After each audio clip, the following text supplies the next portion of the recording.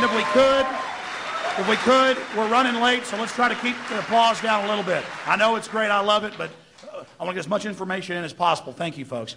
Dr. Bob Bowman, will you please tell us, sir, why you question the official story and what you believe is most important that people understand about why you're questioning it, sir?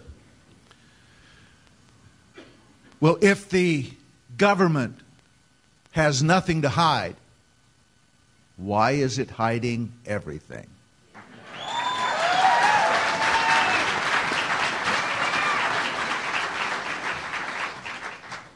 Why is it confiscated and hidden or destroyed all the evidence? Why is it hiding the videotape of whatever hit the Pentagon? Why is it hiding the audio tapes of the FAA controllers and NORAD? Why is it shipping off to China immediately all the forensic evidence except a little bit, thank God, that Professor Jones was able to get a hold of?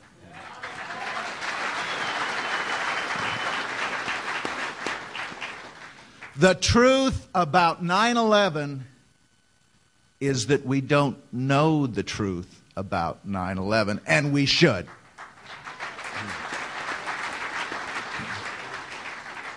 I deserve the truth. You deserve the truth.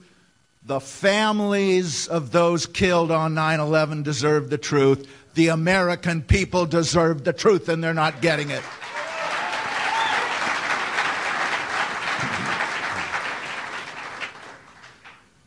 One tiny example, why were those planes not intercepted?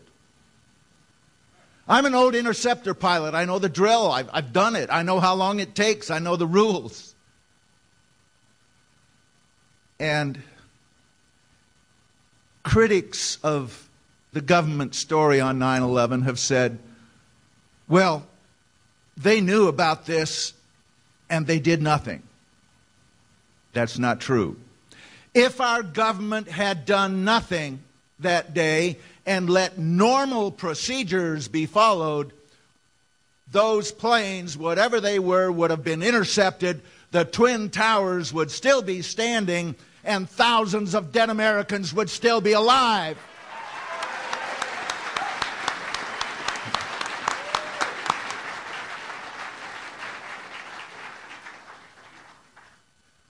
Now, some in defense of the government say, well, I guess there was a little bit of incompetence on that day.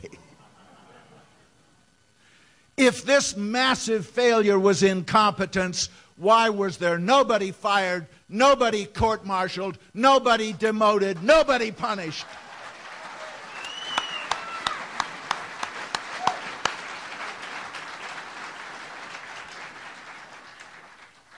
The truth of the matter is that those primarily responsible in a position where they could have made the difference were either promoted or given the Medal of Freedom, for God's sakes.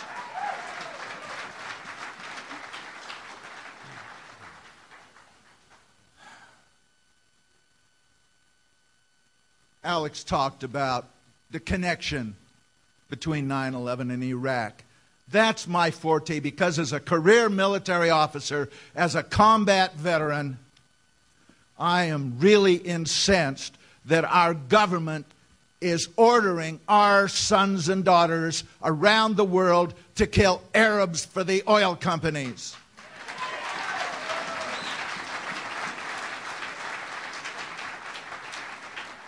And 9/11 was their excuse. 9/11 was their new Pearl Harbor.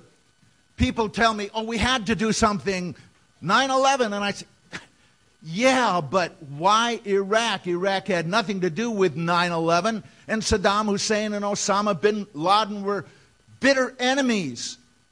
If we really thought those 19 hijackers were responsible, why didn't we attack Saudi Arabia?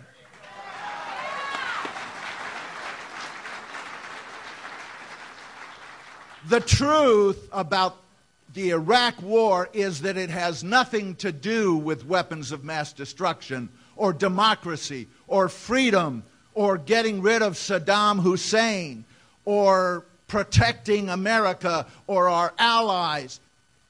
It has to do with money, it has to do with oil, and it has to do with raw imperial power.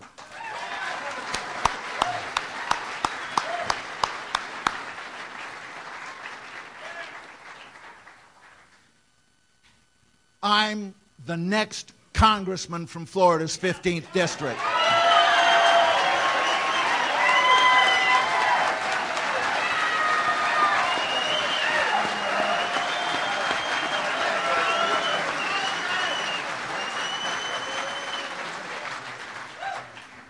And when I get there, I am taking the 9/11 truth movement mainstream.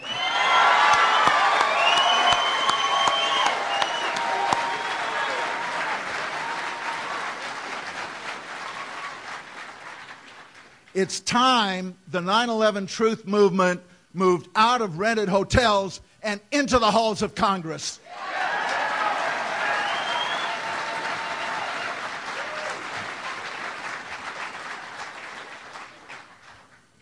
I may not be there yet, but I have already lined up co-sponsors for legislation to initiate a truly independent investigation of 9/11.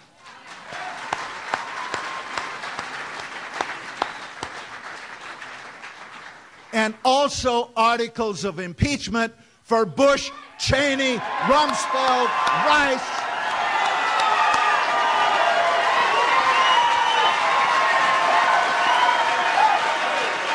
Thank you. Thank you. As a pilot who flew 101 combat missions in Vietnam, I swore an oath to protect and defend the Constitution of the United States against all enemies, foreign and domestic, and that includes a renegade president.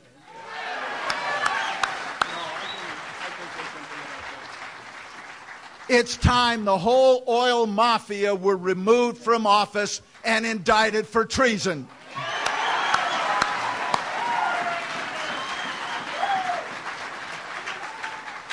God bless America, and God grant us regime change in Washington, D.C. Thank you. Thank you. Thanks for all the applause, folks. We want to keep it short, though. More information. Yes, I omitted that he is also running for Congress as a Democrat in Florida in the 15th District.